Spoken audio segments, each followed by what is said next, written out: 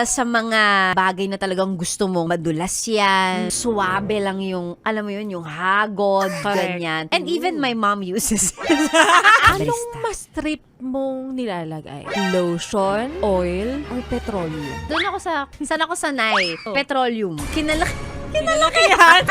Proven and tested. Tested na. Oo. Para sa mga bagay na talagang gusto mong madulas yan, suwabe lang yung, alam mo yun, yung hagod, ganyan. And even my mom uses it. Tanay ko yan. Nandamay pa nga. Oo. Hindi kasi ako sanay minsan sa mga pahid-pahid. Eh, Enough so na sa paano? akin yung sabon-sabon lang. Kasi naniniwala akong may natural extracts yan. With shea butter. Pero kung papipiliin mo ko lotion, oil, or petroleum, feeling ko mas madalas lotion. Baka gifted ka na hindi mo kailangan ng kahit anong ano Ay, hindi rin. Magdodry din minsan. Oo, dry din talaga minsan. Kaya ka naghahanap ka rin talaga ng pampadulas. Oo. Actually, yung baby oil pwede rin. Baby oil. Oo.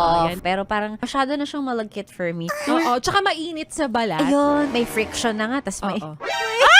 Ano ba? Ito sinasabi namin ni Sexy Mega na mas trip mo ba ang pampadulas ang lotion, oil, or petroleum? Pampadulas ng balat. Ayan. Napayes ka ba sa napanood mo, yes friend? Alam mo na ang gagawin mo, ha? Hit like and subscribe. And click the notification bell para ma-update ka namin kung gusto Gusto mo, mag-comment ka pa! Hindi ka namin iisnabin. Go, yes, friend!